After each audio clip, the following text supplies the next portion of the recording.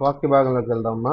ముందుగా ప్రభుని యేసునామములో కూడి వచ్చిన బిడ్డలకు, ఆన్లైన్ ఉన్న ప్రియులందరికీ శుభవందనాలు. దేవుడు మనందరిని బహుగా దీవించును గాక.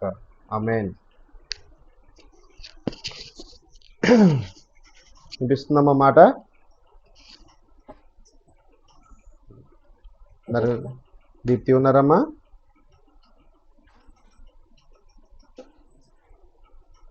సరే అమ్మా.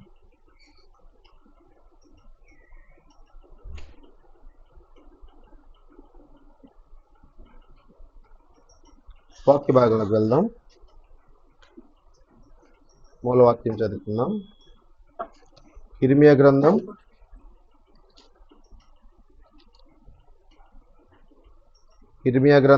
బైబిల్ గ్రంథాలు ఉంటే తీసుకోండి. ఇర్మియా గ్రంథం 32వ అధ్యాయం 26, 27 వచనాలు మూలవాక్యంగా చదువుకుందాం. Page number 656. అంతటా యెహోవా వాక్కు ఇర్మియాకు ప్రత్యక్షమై ఇలాగ సెలవిచ్చాను. నేను యెహోవాను, సర్వ శరీరులకు దేవుడను, నాకు అసాధ్యమైనది ఏదైనా ఉండునా? నేను యెహోవాను, సర్వ శరీరులకు దేవుడను, నాకు అసాధ్యమైనది ఏదైనా ఉండునా?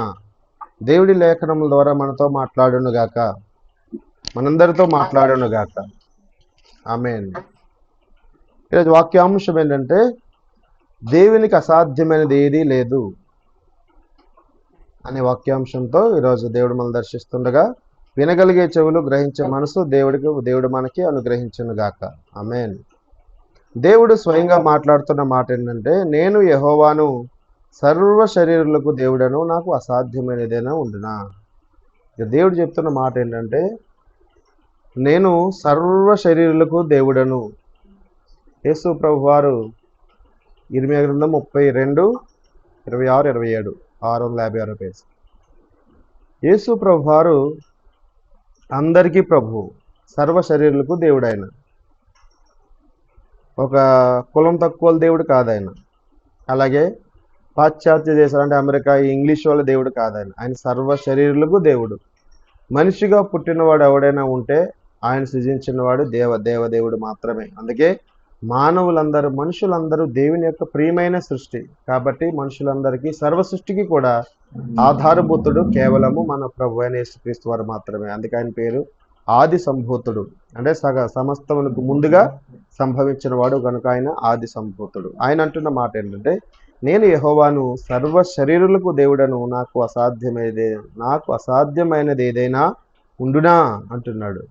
దేవుడు అన్న మాటకు అర్థం ఏంటంటే అండి, దేవుడు అని పిలువబడే ఆ శక్తి, ఆయనకు ఉండే అర్హత అయిన మొట్టమొదటి, ఆయనకు అసాధ్యమైనది అంటూ ఏదో ఉండకూడదు.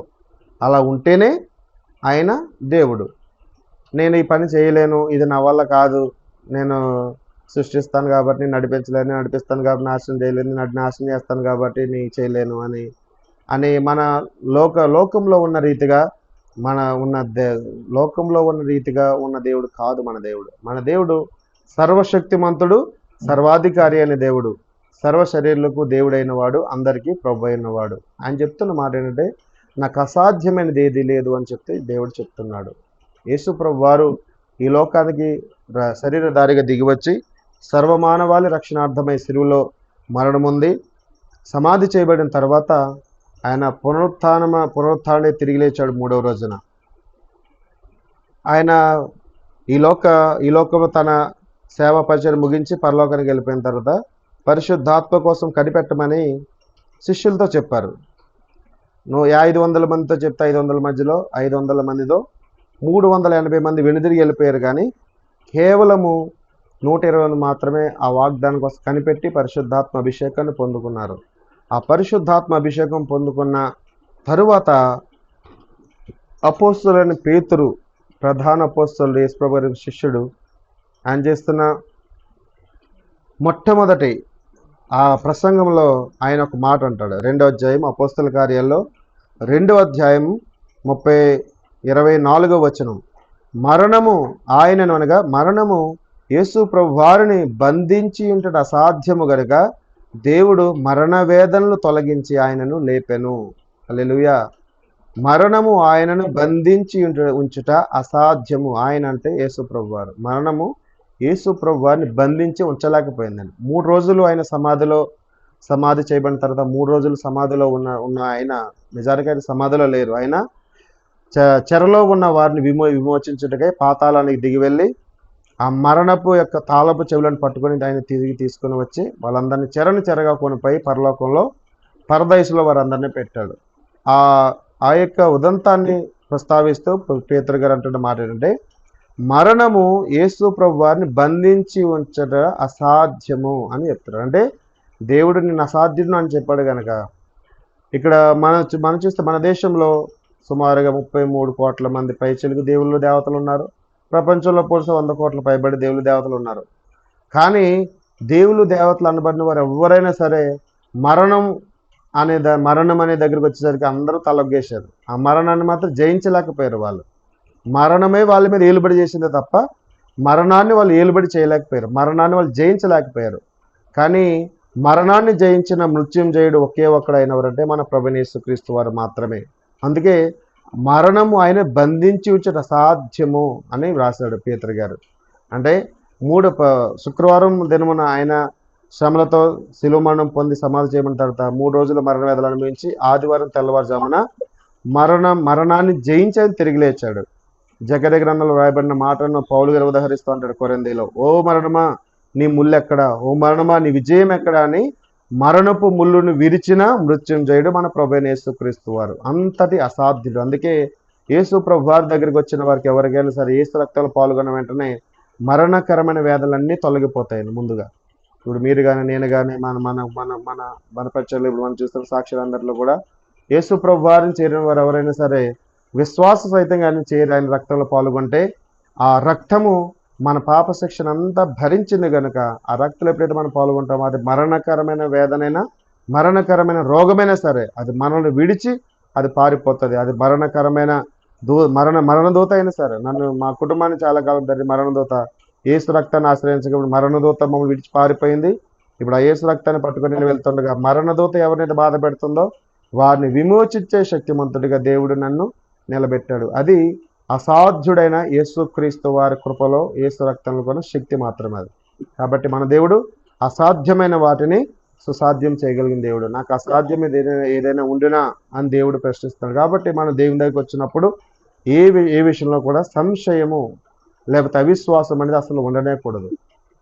దేవుడు త్రియేకమైన దేవుడు, తండ్రి కుమార పరిశుద్ధాత్మ దేవుడు ముగ్గురు వ్యక్తుల రూపంలో తన దేవుడు ప్రేమించిన అబ్రహాము దగ్గరికి వెళ్ళారు.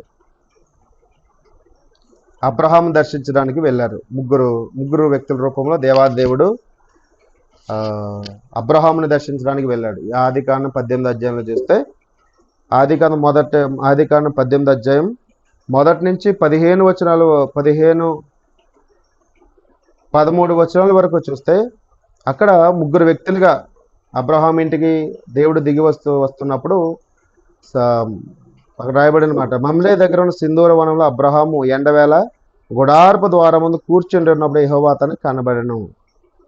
అబ్రహాం కళ్ళెత్తి చూసినప్పుడు ముగ్గురు మనుషులు అతను ఎదురు నిలబడి ఉండేది. అతడు వారిని చూచి గుడారపు వాకి నుండి వారు ఎదుర్కొని పరిగెత్తి నేల మట్టుకు వంగి, ప్రభువా నీ కటాక్షం నా మీద ఉన్న ఇప్పుడు నీ దాసుని దాటిపోవద్దు అని ప్రార్థన చేసి వారిని ఇంటికి సాధారణంగా తీసుకుని వచ్చాడు. అబ్రహాం తీసుకుని వచ్చి వారి ఎండపోలు వచ్చి ఎండవేళ మా ఇంటికి వచ్చారు నాయన, మీరు ఖచ్చితంగా మా ఇంట్లో భోంచేసి వెళ్ళాలి, భోంచేయకుండా మీరు వెళ్ళొద్దు అని చెప్పి వారిని అలానే కూర్చోబెట్టి పరిగెత్తుకుని గుడారం లోపలికి వెళ్ళి శారమ్మతో మాట్లాడాడు. శారమ్మ, దేవుడు వచ్చాడు, నువ్వు వెంటనే 6వ వచనం చూస్తే నువ్వు త్వరపడి వెళ్ళి 3 మానికలు మెత్తని పిండి తెచ్చి పిసికి రొట్టెలు చేయి అని చెప్పేసి వెంటనే మళ్ళీ బయటకు వచ్చి అక్కడి నుంచి అలా పశువుల మందలోకి పరిగెత్తుకెళ్తాడు. ఇక్కడ గమనించాల్సిన విషయం ఏంటంటే అబ్రహాము ముసలోడు, అప్పటికే 99 సంవత్సరాల వయసులో ఉన్నాడు. ఆయన ఆ 99 ఏళ్ల వయసులో ఉన్న అబ్రహాము పశువుల మందకు పరిగెత్తుకుని వెళ్ళాడంట.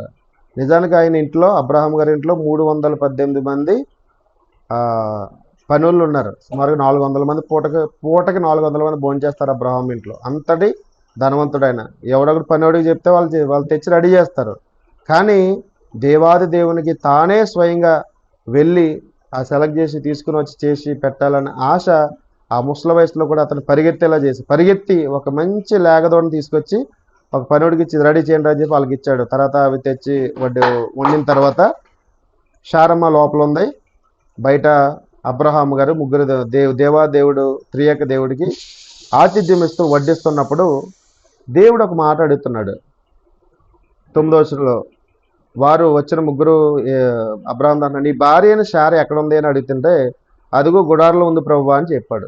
అందుకు ఆయన భోజనం చేస్తున్న దేవుడు అంటున్నాడు ఏమంటున్నాడంటే 10వ వచనంలో మీదటికి ఈ కాలమున నీ యొద్దకు నిశ్చయముగా మరలా వస్తాను, అప్పుడు నీ భార్య అయిన శారాకు ఒక కుమారుడు కలుగును అని చెప్పింది. శారా వెనక నుండి ఆ మాట వింటూ గుడార ద్వారం ముందు వింటూ ఉంది. అబ్రహాము శారా అప్పటికే వాళ్ళు బహుకాలం గడిచి వృద్ధులై ఉన్నారు. అంటే అబ్రహాముకి 99 సంవత్సరాలు, శారాకి 89 సంవత్సరాలు. దగ్గరగా ముసలి వయసు దాటేసి ఇంకా స్త్రీ ధర్మం ఉడికిపోయింది ఆమెకి, శారాకి కూడా. అంత వృద్ధాప్యంలో ఉన్నప్పుడు నీకు కుమారుడు వచ్చే సంవత్సరం కల్లా నీ కొడుకు పుడతాడు అంటే శారా అనుకుందంట 12వ వచనంలో నేను బలం ఉడిగిన దాన్ని కదా, నాకు సుఖమేం కలుగుతుంది, నా యజమానుడు వృద్ధుడైపోయాడు కదా అని తనలో తాను నవ్వుకుందంట. ఇక గుడారం మాట నవ్వుకుంటే దేవుడు హృదయాంతరంగంలో ఎరిగినవాడండి ఎప్పుడు కూడా. ఆమె లోపల నుండి నవ్వుకుంటే బయట ఉన్న దేవుడు అబ్రహాముతో అంటున్నాడు, వృద్ధురాళ్ళని నేను నిశ్చయంగా ప్రసవించేదినా అని శారా ఎందుకు అనుకుని నవ్వుతుందయ్యా. 14వ వచనంలో యెహోవాకు అసాధ్యమైనది ఏదైనా ఉన్నదా, మీదటికి కాలము నిర్ణయ కాలం ముందు నీ వద్దకు వస్తాను, అప్పుడు శారాకు కుమారుడు కలుగును అని చెప్పాను. శారా అంటుంది నేను నవ్వలేదు అంటుంది. దేవుడు నువ్వు నవ్వావు, అవును నువ్వు నవ్వావు అని చెప్పి అన్నాడు దేవుడు. అంటే ఆమె లోపల నవ్వుకుంది, ప్రభువా నేను ముసలిదాన్ని అయిపోయాను, మా ఆయన ముసలోడు అయిపోయాను, అయినా మాకు సంసార సుఖమే ఉంటుంది, మాకు పిల్లలు ఏం కలుగుతారని నవ్వుకుందంట. కానీ బయట ఉన్న దేవుడు ఆ ఆత్మలో అది గ్రహించి ఏమ్మా శారమ్మ ఎందుకు నవ్వుతున్నావు, నాకు ఏదైనా అసాధ్యమైనది ఉందా, వచ్చే సంవత్సరం కల్లా నేను చెప్పినట్టుగానే నీకు కొడుకు పుడతాడు అని చెప్పి దేవుడు చెప్పి వెళ్ళిపోయాడు. తర్వాత ఆ మరుసటి సంవత్సరానికే వాగ్దానాన్ని బట్టి దేవుడు ఇస్సాకును వారికి ఇచ్చాడు. ఇది ఈ వృత్తాంతాన్ని బట్టే క్రైస్తవంలో ఒక సామెత పుట్టింది.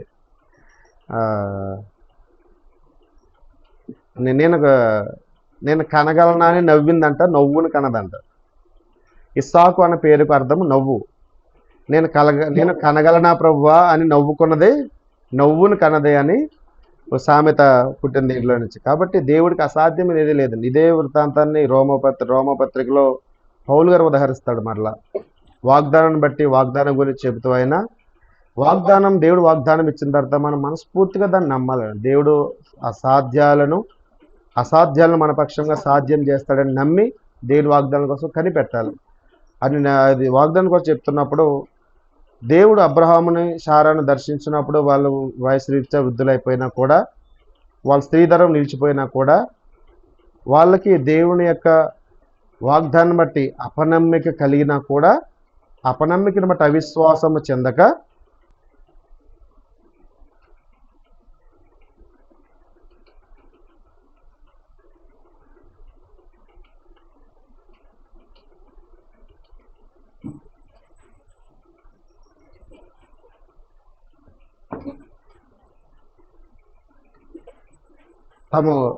తమ వయసును బట్టి ఆ యొక్క వాగ్దానాన్ని బట్టి అపనమ్మిక వచ్చినా కూడా అపనమ్మిక కలగకుండా వాగ్దానం చేసిన దేవుడు వాగ్దానం నెరవేర్చడానికి సమర్థుడు అని నమ్మి విశ్వసించి ఆ విశ్వాసం ద్వారా బలం పొందుకొని వారు దేవుడిచ్చిన గర్భఫలాన్ని పొందుకున్నారంట. అబ్రహాం శారా గురించి రోమపత్రికలో రాస్తాడు పౌలు గారు. అంటే దేవుడు అసాధ్యమైన కార్యాలు చేయగలరని ముందు మనం నమ్మాలని, నమ్మి ఆ దేవుడిచ్చిన వాగ్దానాన్ని మనం పరిపూర్ణంగా నమ్మాలి. మన పరిస్థితులు ఎప్పుడు కూడా అనుకూలంగా ఉండమండి. ఎప్పుడు దైవ సన్నిధిలో భీకరమైన కార్యాలు జరిగిన ప్రతిసారి ప్రతికూల పరిస్థితుల మధ్యన అద్భుతం జరిగింది, అది గమనించుకోవాలమ్మా మనం ఎప్పుడు కూడా.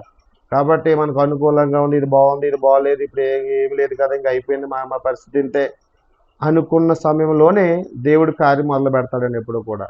కాబట్టి దేవుడు అసాధ్యమైన వాటిని సాధ్యం చేస్తాడు మన పక్షంగా. కానీ మనము పరిపూర్ణమైన విశ్వాసం కలిగి దేవుని సన్నిధిలో నిలవాలి. అలాగే అందుకే ఇర్మియా భక్తుడు ప్రార్థన చేస్తాడు. అదే అధ్యాయంలో ఇందాక చదువుకున్న అధ్యాయంలోనే ఇర్మియా 32 అధ్యాయంలో ఇర్మియా భక్తుడు 17వ వచనంలో ప్రార్థన చేస్తాడు.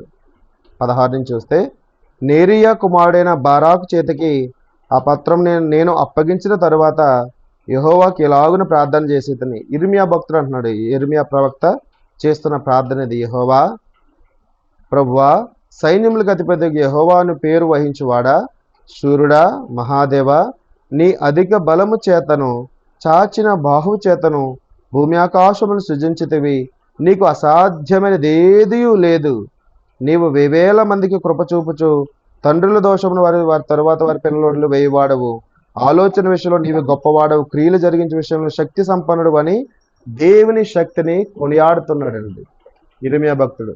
మనం ప్రార్థన చేస్తున్నప్పుడు కూడా మనం పొందుకున్న మేలులను బట్టి, గతంలో దేవుడు మన పట్ల చేసిన అద్భుతాలు బట్టి, ఆశ్చర్యకార్యాలను బట్టి దేవుని యొక్క నామాన్ని మనం మహిమపరచాలి. ఆయన యొక్క ఆ సర్వశక్తిని మనం కొనియాడాలి. ఆయన అంటున్నాడు చూడండి, ఇర్మియా భక్తుడు ప్రార్థన చేస్తున్నాడు, భూమి ఆకాశం సృజించేది నీకు అసాధ్యమైనది ఏది లేదు అని మనం నమ్మాలి. నాకు అసాధ్యమైనది ఏదైనా ఉన్నాను దేవుడు అడుగుతున్నాడు కానీ మన దేవుడికి అసాధ్యమైనది ఏది లేదు అని మనం నమ్మాలి. ముందు క్రైస్తవులుగా క్రైస్తవులకి దేవుడు అనుగ్రహించి గొప్ప కృప ఏంటంటే, క్రైస్తవులకు ఉన్న గొప్ప కృప బయట వాళ్ళకి లేనిది ఏంటంటే, మనకు దేవుడు వాగ్దానాలు ఇచ్చాడు. వాగ్దాన నిబంధనలుగా ఎఫెసీ పత్రికలో పౌలు గారు అంటాడు, పూర్వం మనం వాగ్దాన నిబంధన లేని వారుగా ఉన్నాము, కానీ ఇప్పుడు దేవుడు యేసు రక్తం ద్వారా మనం అవన్నీ పొందుకున్నాము అంటాడు. కాబట్టి మనం వాగ్దానాలు ఉన్నాయి, మనకు నిబంధనలు కూడా ఉన్నాయి. కాబట్టి మన వాగ్దానాలను స్వతంత్రించుకునే వారుగా ఉండాలంటే ముందు దేవుని యొక్క శక్తి మీద మనకు పరిపూర్ణమైన విశ్వాసం ఉండాలండి. పరిస్థితులు బట్టి ఎప్పుడు కృంగుబాటు కలిగిస్తాడు సాతాను. కృంగుబాటు కలిగిస్తాడు, ప్రాణం మీద విసుగు తీసుకొస్తాడు, చచ్చిపోతే బాగుండాలి పర్సన్ తీసుకొస్తాడు. అయినా సరే దేవుని మీదనే.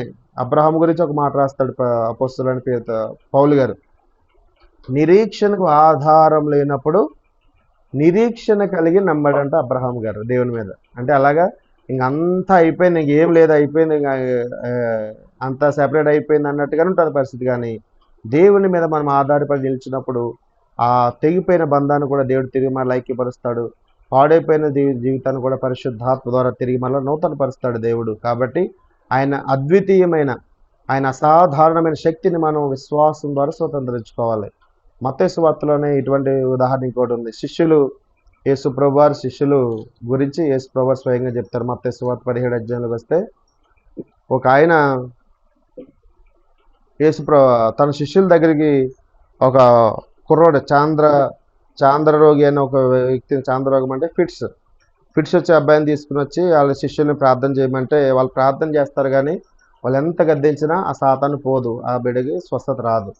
అయితే ఆ తండ్రి యేసు ప్రభు వారి దగ్గరికి తీసుకొని వచ్చి యేసు ప్రభు దగ్గరికి వచ్చి మోకాల్లోని అడుగుతున్నాడు చూడండి. 17వ అధ్యాయం 15లో, ప్రభువా, నా కుమారుని కరుణించు, వాడు చాంద్రోగి మిక్కిలి బాధపడుచున్నాడు, ఎలా అగ్నిలో నీళ్ళలో వాడు తరచుగా పడిపోతున్నాడు. నీ శిష్యుల వద్ద వాడిని తీసుకొచ్చాను, కానీ వారు మనం స్వస్థపరచలేకపోయారు ప్రభు అని చెప్పినప్పుడు యేసు ప్రభు వారు కోపడ్డారని శిష్యుల మీద. విశ్వాసం లేదు మూర్ఖతరం వారులారా, మీతో నేను ఎంతకాలం ఉంటాను, ఎంతవరకు మేము సహించాలి నేను అని వారిని నా యొద్దకు తీసుకురండి అని చెప్పి ఆ రోగి అయిన బిడ్డ కోసం యేసు ప్రభు వారు అక్కడ చెప్పినప్పుడు, అక్కడ తీసుకొని వచ్చినప్పుడు అంతటి యేసు ఆ దెయ్యమును గద్దెంపగా అది వారిని వదిలిపోయాను. ఆ గడియ నుండి ఆ చిన్నవాడు స్వస్థత పొందను.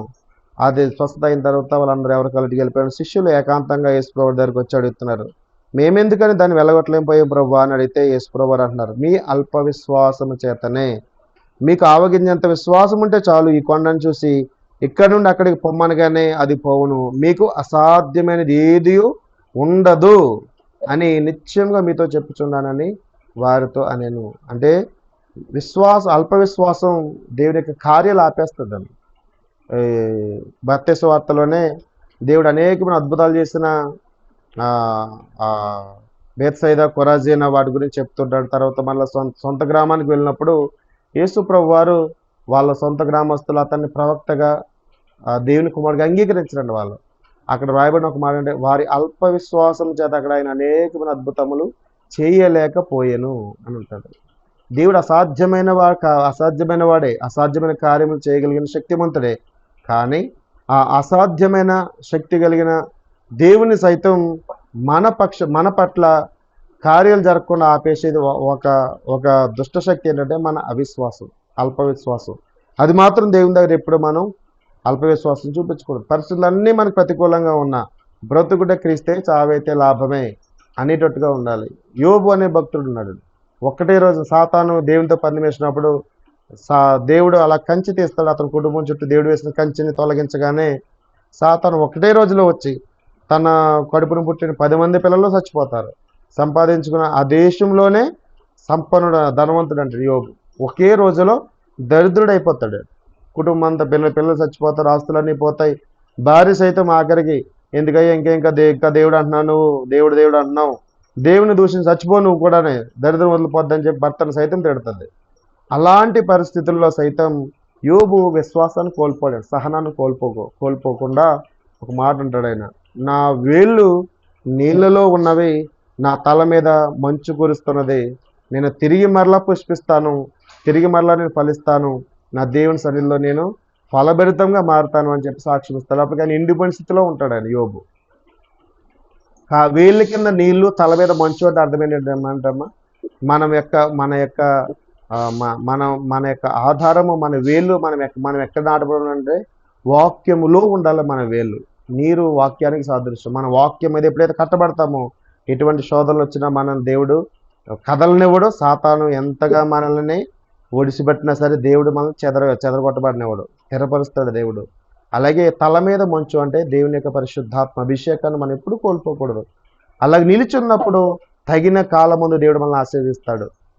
దేవుడు తగిన కాలం ముందు మిమ్మల్ని ఆశీర్వదించినట్లుగా ఆయన బలిష్టమైన చేతి కింద మీరు దీన మనస్కులై ఉండి అంటాడు పేతురు భక్తుడు. అంటే పరిస్థితులన్నీ ఒక్కొక్కసారి మనకి వ్యతిరేకంగా మారిపోతాయి. మన పరిస్థితులన్నీ చేయదాడిపోయినట్టుగానే ఉంటాయి. ఏమీ లేకుండా నిస్సహాయ స్థితిలోకి వెళ్ళిపోయి ఇంకేమీ చేయలేని పరిస్థితిలోకి వెళ్ళిపోతాం. అయినా కూడా దేవుని మీద విశ్వాసం మాత్రం వదలకూడదు. హబక్కూకు చెప్పాను కదా చాలాసార్లు, నా ఇంట్లో ఏమున్నా లేకున్నా, చెట్లకి పళ్ళున్నా లేకున్నా, షాల్లో పశువులున్నా లేకున్నా, మందలో గొర్రెలున్నా లేకున్నా, నాకు ఉద్యోగం ఉన్నా లేకున్నా, నాకు ఆదాయం ఉన్నా లేకున్నా, నేను నా దేవుని అందే నేను ఆనందిస్తాను, నా రక్షణకర్త అయిన నా ప్రభువైన యేసుక్రీస్తు నందే నేను ఆనందిస్తాను అని చెప్పి హబక్కూకు భక్తుడు 3:17-18 తన విశ్వాసాన్ని చాటుతాడు. మనం అలా ఉండాలి. దేవుని యొక్క అసాధ్యమైన కార్యాలు చూడాలంటే మన విశ్వాసం అంత అసాధ్యమైనదిగా ఉండాలి. తొనకకుండా తొనకని విశ్వాసం మనం కలిగి ఉండాలి. శిష్యులు దెయ్యాన్ని వెలగొట్టలేకపోయారు అల్ప విశ్వాసంతో, కానీ యేసుప్రభువారు దెయ్యాన్ని వెలగొట్టారు అని చెప్పి యేసుప్రభువారు అక్కడ ఒక మాట అన్నారు, మీ అల్ప విశ్వాసం చేస్తున్నది మీరు వెలగొట్టలేకపోయారు, కానీ మీకు అసాధ్యమైనది ఏది లేదు అని చెప్తున్నారు. మన క్రైస్తవులుగా దేవుడు అధికారం ఇచ్చాడు మనకు. మార్క్స్ వార్తలో చివరాధ్యాయంలో ఉంటుంది అన్నమాట, నా యందు మీరు సర్వ సృష్టికి వెళ్ళి సర్వలోకానికి సువార్తను ప్రకటించడి, నమ్మిన వారి వల్ల నమ్మి బాప్తిస్మం పొంది రక్షించబడతాడు, నమ్మని వారిని శిక్ష విధించబడుతుంది అని చెప్పి 16 నుంచి ఉంటుంది. అక్కడ యేసుప్రభువు చెప్తారు 17లో, నమ్మిన వారిని వారా ఈ సూచక క్రియలు కనబడును, ఏమనగా నా నామాన్ని దెయ్యాలు వెళ్ళగొడతారు, కొత్త భాషలు మాట్లాడతారు, పాములను ఎత్తి పట్టుకుంటారు, మరణకరమైన ఏది తాగినా వారికి హాని చేయదు, రోగుల మీద చేతులు చూడ స్వస్థతను అందుతారు అని చెప్పారు. ఇక్కడ సేవకుల గురించి చెప్పలేదండి యేసుప్రభువారు, విశ్వాసులైన వారి గురించే చెప్పాడు ఆయన. తన యందు నమ్మికించేవాడు విశ్వాసైన సేవకుడైన ఎవడైనా సరే యేసు ప్రభువారిని విశ్వాసం ఉంచితే చాలు.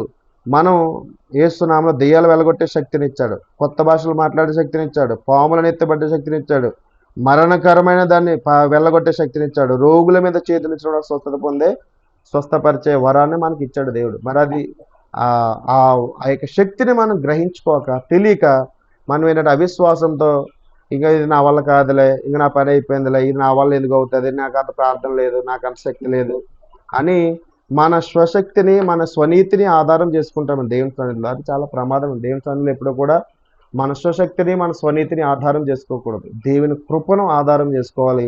వాక్యాన్ని ఎత్తిబట్టి విశ్వాసంగా ప్రార్థన చేస్తే చాలు, దేవుడు కార్యం చేసేస్తాడు. కాబట్టి శిష్యుల వలె మనం అల్పవిశ్వాసం చూపించకూడదు, శారమ వలె అవిశ్వాసం చూపించకూడదు. వెంటనే అక్కడ నవ్వినా కూడా తర్వాత వారు విశ్వాస సహితంగా నమ్మి అసాధ్యమైన దేవుని కార్యాన్ని పొందుకున్నారు. శిష్యులు కూడా తర్వాత కాలంలో పరిశుద్ధాత్మను పొంది భూమిని తల్లకిందులు చేయువారు అని పేరు సంపాదించుకున్నంత భీకరమైన అద్భుత కార్యాలు దేవుని పక్షంగా ప్రజల కొరకు దేవుని పక్షంగా వారు జరిగించారు.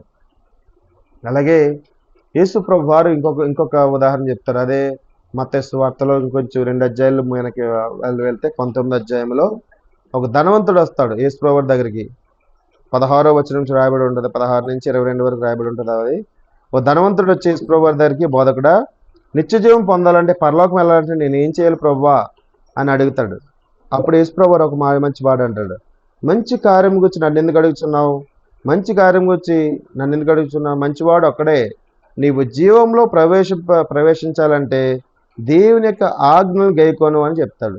అప్పుడు ఆ ధనవంతుడు అంటాడు, ప్రభువా ఏ ఆజ్ఞలు అవి అని అంటే, నరహత్య చేయొద్దు, వ్యభిచరించొద్దు, దొంగలొద్దు అని యేసు ప్రభు వారు ఆజ్ఞ గురించి చెప్పినప్పుడు, ఆ యవనస్తుడు, ఆ ధనవంతుడైన యవనస్తుడు అంటాడు, ఆ యవనుడు, ఇవన్నీ నేను చిన్ననాటి నుండి అనుసరిస్తున్నా ప్రభువా అంటాడు.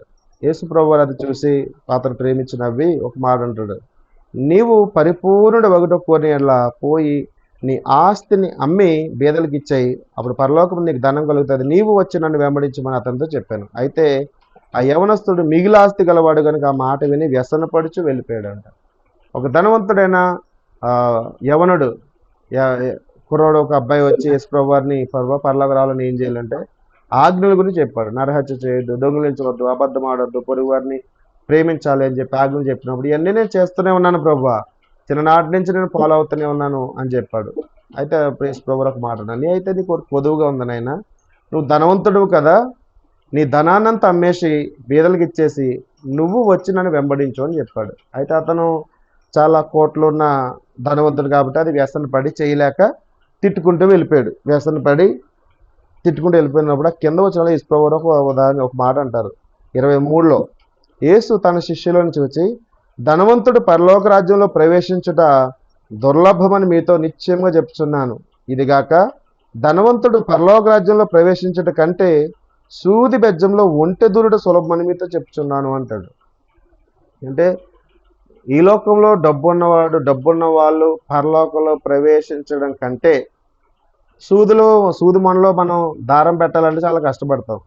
ఆ సూది మనలో ఒంటి ఈజీగా వెళ్ళిపోతుంది, కానీ ధనవంతుడు మాత్రం పరలోకంలో ప్రవేశించడం దుర్లభం అని చెప్తున్నాడు. అంటే యేసు ప్రభు వారు చెప్పేది డబ్బున్న వాళ్ళు పరలోకం రారు అన్న విషయం కాదండి దేవుడు చెప్పేది. అలా అనుకుంటే మరి అబ్రహాం ధనవంతుడు, ఇస్సాకు ధనవంతుడు, యాకోబు ధనవంతుడే. అలాగే యేసు ప్రభు వారి శిష్యుల్లో కూడా అరిమతి యోసేపు అనే ఒక ధనవంతుడైన శిష్యుడు ఉన్నాడు. చాలామంది ధనవంతులు ఉన్నారు, కానీ ఇక్కడ దేవుడు చెప్పేది ధనవంతుడైన వాడు పరలోకంలో ప్రవేశించడం చెప్పట్లేదు, కానీ ధనం మీద వ్యామోహం కలిగిన వాడు పరలోకానికి రాడు.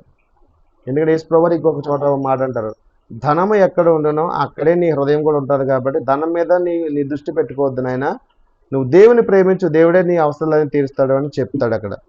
అక్కడ ఎప్పుడైతే యేసు ప్రభు వారు ఈ మాట అన్నారు, ధనవంతుడు పరలోక రాజ్యం ప్రవేశించగానే సూది బెజ్జంలో ఒంటి దూరుతుంది, ఒంటి దూరడం సులభం అని చెప్పాడో, శిష్యులు ఆ మాట విని మిక్కిలి ఆశ్చర్యపడిపోయి 25వ వచనంలో, అలాగైతే ఎవడు రక్షణ పొందగలడు ప్రభువా అని అడిగారు. ప్రభువా అలాగైతే మరి ఉన్నోళ్ళంతా డబ్బున్న వాళ్ళే కదా నాయన, మరి ఎవడు రక్షణ పొందుతాడు నాయన అని అంటే, యేసు ప్రభు వారు ఒక మాట అంటారు 26లో, యేసు వారిని చూచి, ఇది మనుష్యులకు అసాధ్యమే కానీ దేవునికి సమస్తమును సాధ్యమే అని చెప్పాను.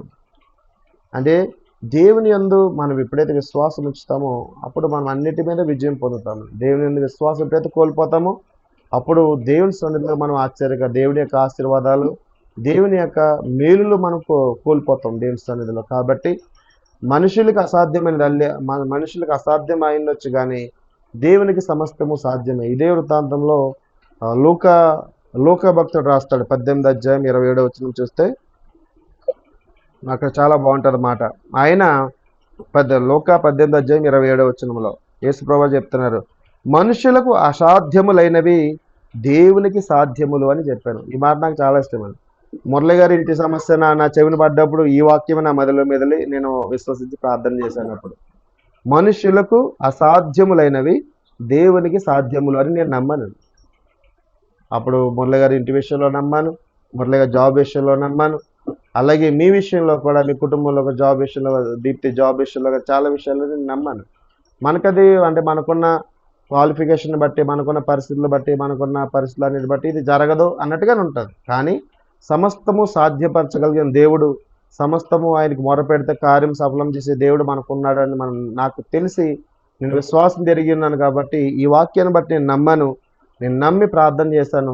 ఈరోజు ఆ కార్యాన్ని మనం అనుభవిస్తున్నాం. మురళి గారి ఇల్లు విషయంలో కానీ, ఆయన జాబ్ విషయంలో కానీ, మీరు కూడా అనేక విషయాల్లో దేవుని యొక్క కార్యాలు మీరు రుచి చూస్తున్నారు. కాబట్టి ఈ వాక్యాన్ని బట్టి మన జీవితాన్ని ఇప్పటికైనా మనం దేవునికి ఇష్టంగా మలుచుకోవాలని. మనుషులకు అసాధ్యములైనవి దేవునికి సాధ్యములే. ఇంట్లో వాళ్ళు చెప్తారు, ఇంకెందుకు అయిపోయింది కదా, వాళ్ళు వదిలేసాయి, ఇంకంతే, అలాంటి వాళ్ళు ఎందుకు రాని, వేస్ట్, అలాంటి వాళ్ళ కోసం అని చెప్పి. ఎందుకు, మనుషులకి అసాధ్యంలే.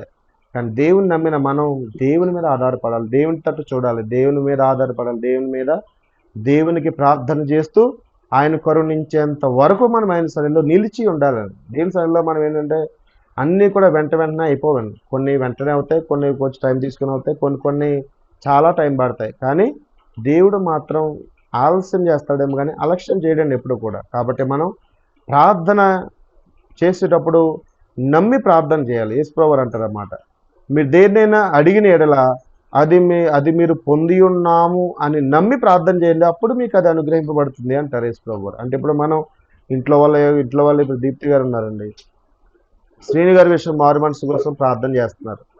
మారు మనసు దయచే ప్రభా అని ప్రార్థన చేసి లేచిన తర్వాత ఇది ఇంతే, ఆడింతే, ఇలానే అవుతాడు, అలానే ఉంటాడని చెప్పి తను మీతో కానీ ఇంట్లో వాళ్ళతో కానీ మాట్లాడింది అనుకోండి, ఫలం రాదండి, ఎప్పటికీ రాదు ఫలం.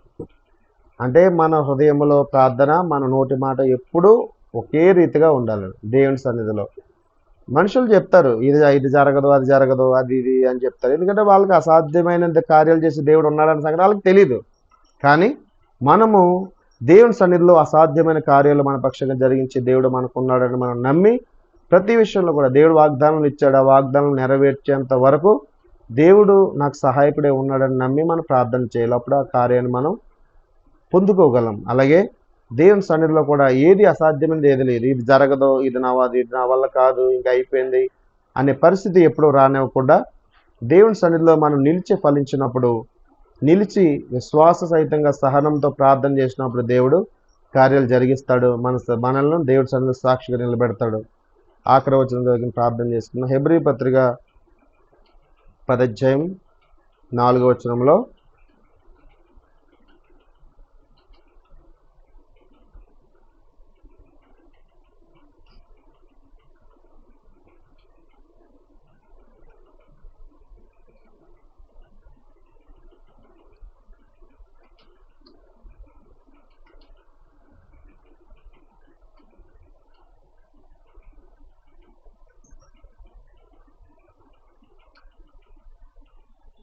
హెబ్రీ పత్రిక 10:4 పౌలు గారు ఒక మాట చెప్తున్నాడు. ఏలైనగా ఎడ్ల యొక్కయు మేకల యొక్కయు రక్తము పాపములను తీసివేయుట అసాధ్యము. మనము అనేకమైన తెలిసి తెలియక చేసిన పనుల వల్ల ఆ పాపాలు మన మీద నిలబడి చేస్తూ మన జీవితాల్లో మన కుటుంబాలను అల్లకల్లోలం చేస్తున్నాయి. కాబట్టి ఆ పాపాలను తీయాలి అంటే రక్త ప్రోక్షణం కంపల్సరీ. మన వేదాల్లో చెప్పిన విషయాలైనా, వేదాల్లో వ్రాయబడిందైనా సర్వపాప పరిహారం రక్త ప్రోక్షణం అవశ్యం అన్నారు. అంటే పాపాలు పోవాలని ఖచ్చితంగా రక్తం ప్రోక్షించబడాల్సిందే. కానీ ఆ రక్తం ఏ రక్తం అంటే ఎడ్ల రక్తం, మేకల రక్తం పాపాలను, మేకల యొక్క రక్తం పాపాలను తీసివేయటం అసాధ్యం, అది తీసివేయలేదండి.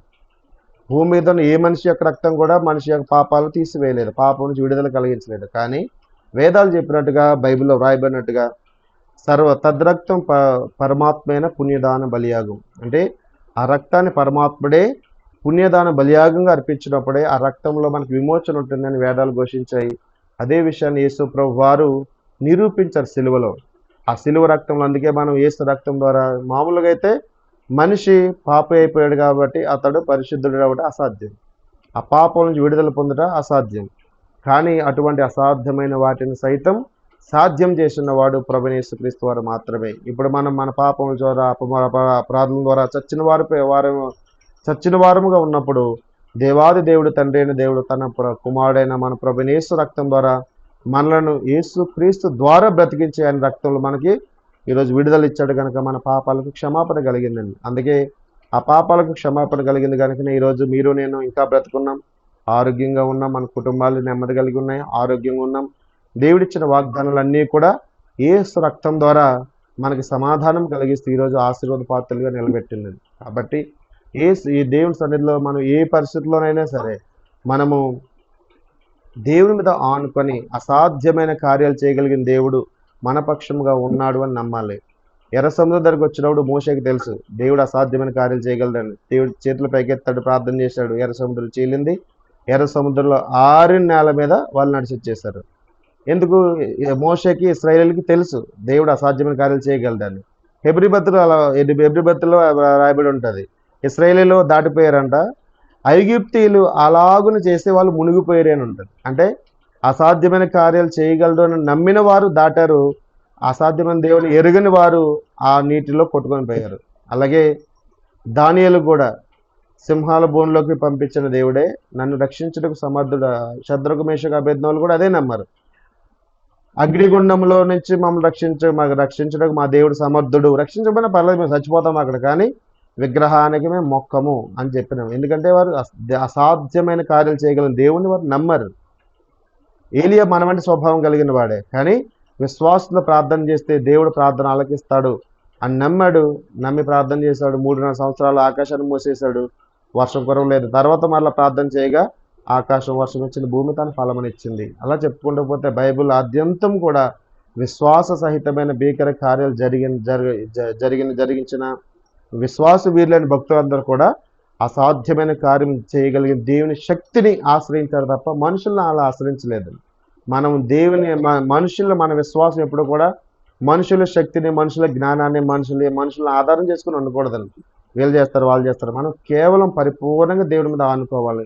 దేవుని మీద మనం విశ్వాసం నిలిపి ఆయన తట్టు మాత్రమే చూస్తూ, హెబ్రీ పత్రిక 12 ఉంటుంది, విశ్వాసమునకు కర్తయు దాన్ని కొనసాగించువాడినని యేసు వైపు చూచుచు అని ఉంటుంది. మనం ప్రతి పరిస్థితుల్లో దేవుని వైపే చూడాలి తప్ప మనుషుల వైపు చూడకూడదు. సాతాను అనేక రీతిలుగా మనుషులు భ్రమపరుస్తాడు. ఈరోజు మన అనుకున్న వాళ్ళే రేపటి రోజున మా పరాయాలు అయిపోతున్నారు. మీరే చెప్పారు, కొన్ని విషయాలు బాధపడ్డారు. అటువంటి పరిస్థితి ఎందుకు వస్తాయి? మనుషులు అంటే సహజంగానే అలా ఉంటారు. కాబట్టి మనం మనుషుల మీద దృష్టి పెట్టినప్పుడు మనం అభ్యంతరాలు వస్తాయి. అభ్యంతరాలు వచ్చినప్పుడు మనసులో పాపము చోటు కలుగుతుంది, దేవునికి దూరం అవుతాం. కాబట్టి దేవునికి దూరం చేసే అభ్యంతరాలు కలిగించే పరిస్థితుల్లో మనకు చోటు ఇవ్వకుండా దేవునికి మాత్రమే చోటు ఇచ్చి, అసాధ్యమైన పరిస్థితులు అన్ని ఎండిపోయినట్టుగానే ఉంటుంది, అన్ని ఎడారిలో ప్రయాణంలానే ఉంటుంది మన జీవితం ఎప్పుడు కూడా. కానీ మనకి ఎండ దెబ్బ తగలనివ్వడు, రాత్రి వెన్నెల దెబ్బ కూడా తగలనివ్వడు. దేవుడే మనకి పగల మేఘస్తంభమై రాత్రి అగ్నిస్తంభమై మనకు తోడే నడుస్తాడు. దేవుడు మనకు పోషణ అంతా ఆయన చూసుకుంటాడు. ఆయన పరమ వైద్యుడే మనకు స్వస్థతను ఇస్తాడు. మన కుటుంబ పోషకుడే మనం నిలబెడతాడు. ఎటువంటి ఒత్తిడి వ్యతిరేకత లేకుండా కాపుదలు ఇస్తాడు. కానీ మనం ఆయన తట్టు చూడాలి, ఆయన చెప్పినట్టుగా నడవాలి, ఆయన రెక్కల నీడను మనం ఆశ్రయించాలి. అప్పుడే మనం ఆశీర్వదించబడతాం. మన జీవితంలో అసాధ్యమైన కార్యాలు కూడా మన జీవితంలో దేవుడు జరిగిస్తాడండి. షాలేం రాజు గారి పాటలో ఒక చరణం ఉంటుంది, అసాధ్యమైన కార్యములెన్నో ప్రార్థింపగనే సఫలము చేసినది అని నీ కృపా బాహుల్యమని పాడతాడని. అంటే దేవుడు మన పట్ల చూపిన కృపా బాహుల్యమే అసాధ్యమైన కార్యాలన్నీ మన పక్షంగా సాధ్యం చేస్తాడు. మనం ఆ కృపను వేడుకోవాలి. ఒకటి, అసాధ్యమైన మన దేవుడు అసాధ్యమైన కార్యాలు చేయగలడు అని మనం నమ్మాలి. మొదటిది. రెండోది, మనుషులకు అసాధ్యములైనవన్నీ దేవుడు సాధ్యపరుస్తాడు అని నమ్మాలి. మూడవది, అటువంటి అసాధ్యమైన కార్యాలు మనం పొందుకోవాలి అంటే విశ్వాస సహితంగా ఉండాలి తప్ప అవిశ్వాసం, అల్పవిశ్వాసం ఎంత మాత్రం మనం దేవుని సన్నిధిలో కనబరచకూడదు. శారమ్మ మొదట్లో అవిశ్వాసం చూపించిన విశ్వాసం ద్వారా బలం పొందుకుంది. శిష్యులు మొదట్లో అల్పవిశ్వాసులే దేవుని యొక్క కోపానికి గురైన తర్వాత పరిశుద్ధాత్మను పొందుకొని భీకరమైన అద్భుత కార్యాలు జరిగించే అపోస్తలులుగా వారిని దేవుడు నిలబెట్టాడు. కాబట్టి దేవుడు అసాధ్యమైన వాడే, కానీ అసాధ్యమైన ఆయన శక్తిని మనం పొందుకోవాలంటే మాత్రం అడ్డుగా వచ్చే అవిశ్వాసాన్ని, అల్పవిశ్వాసాన్ని మనం ఎంత మాత్రం చోటు ఇవ్వకుండా విశ్వాస సహితులుగా ఉండాలి. అందుకే చెప్పాను కదా, దేవుని ఎద్దకు వచ్చేవాడు ఆయన ఉన్నాడని, ఆయన అడుగు వారికి ఫలము దయచేవాడని నమ్మాలి. నమ్మి ఆ విశ్వాసం ద్వారా మాత్రమే మనం బలం పొంది దేవుని సన్నిధిలో ముందుకు సాగాలి. అలాగే ఆఖరిగా 4వది, మనం పాపులం, జన్మకర్మతః పాపులమై మన పాపాల నుంచి మనం విడుదల పొందలేని, విమోచన పొందలేని పరిస్థితిలో నలిగిపోతున్నప్పుడు, ఎడ్ల రక్తం, కోళ్ళ రక్తం, మరి జంతువుల రక్తం మనకు విమోచన కలిగించలేని పరిస్థితిలో మనం పడి ఉన్నప్పుడు అసాధ్యుడైన ఆ దేవుడే శరీరధారిగా దిగివచ్చి తన రక్తాన్ని మన కొరకు చిందించి తన రక్త ప్రోక్షణ ద్వారా మనకు విమోచన కలిగించి పరిశుద్ధపరిచి దేవుని సన్నిధిలో మనం చేసిన అపరాధాలు బట్టి సచ్చిన వారమైన మనలను దేవుని సన్నిధిలో ఆశీర్వాద పాత్రలో నిలబెట్టింది యేసు రక్తం. కాబట్టి మనం ఆ యేసు రక్తాన్ని ఆశ్రయించి ఎప్పుడైతే ప్రార్థన చేస్తామో అసాధ్యమైన వాటన్నిటి దేవుడు మన పక్షంగా సాధ్యపరుస్తాడు. కాబట్టి ఇప్పుడున్న పరిస్థితులు బట్టి మనం ఎప్పుడు కూడా కృంగిపోకూడదని. మొదట మన స్థితి కొద్దిగానే ఉంటుంది దేవుని సన్నిధిలో, కానీ తుదకు మనం మహాభివృద్ధిని అందుతాం. దేవుడు తోడుగా ఉన్నాడు, మనం ఏం భయపడాల్సిన అవసరం లేదు. నేను విడువను, నేను ఎంత మాత్రం ఎడబాయను, ఇదిగో నేను సదాకాలం నేను మీకు తోడై ఉన్నానని వాగ్దానం చేసిన దేవుడు, నమ్మదగిన వాడు, నీతిమంతుడు. ప్రతి పరిస్థితుల్లో ప్రతి చోట మనకు తోడై ఉన్నవాడు ఆయన. మన పనుల్లో, మన ప్రయాణాల్లో, మన సర్వకాల సర్వావస్థల్లో మనకు తోడైన సర్వాధికారి అయిన దేవుడు. ఆయన నమ్మి విశ్వాసంతో మనం ముందుకు కొనసాగాలి. కాబట్టి ఏ పరిస్థితుల్లోనూ కూడా ఇప్పుడు కలిగిన పరిస్థితులను బట్టి, మనకి ఇప్పుడు వెళ్తున్న ఈ యొక్క పరిస్థితులను బట్టి మనం ఎంతమంది కుంగిపోకూడదు. లాస్ట్ వీక్ చెప్పాను కదండి, గిద్యోన్ లాగా మన ప్రస్తుత పరిస్థితుల్లో పిరికివారుగానే ఉన్నామేమో, కానీ దేవుని దృష్టిలో మాత్రం భవిష్యత్తులో పరాక్రమమైన యుద్ధ కార్యాలు జరిగించగలిగిన పరాక్రమం కలిగిన బలాఢ్యుడా అని దేవుడు భవిష్యత్తులో పరిస్థితులు బట్టి దేవుడు మనల్ని ఇప్పుడే పిలుస్తాడు. దేవుడు కూడా మనల్ని ఇప్పుడు కూడా పేతురు రాయబడి ఉంటుంది, మీరు ఆశీర్వాదములకు పాత్రలే కానీ దేవుని ఉగ్రత పాత్రలు కారు అని చెప్పి పౌలు గారు చెప్తాడు, పేతురు గారు కూడా రాశారన్నమాట. మనం దేవుని యొక్క ఆశీర్వాదానికి వారసులుగా పిలువబడ్డాం. కాబట్టి మనం దేవుని యొక్క వారసత్వాన్ని పొందుకొని, దేవుడు ఎలాగైతే అసాధ్యుడై నాకు అసాధ్యం ఏదైనా ఉన్నదా అని మనల్ని ఘీంకరించినట్టుగా, గర్జించినట్టుగా ఆ యూదా గోత్రపు సింహం పిల్లలమై మనం కూడా మన ప్రార్థన జీవితంలో ఏది కూడా ఇది నాకు రాదులే,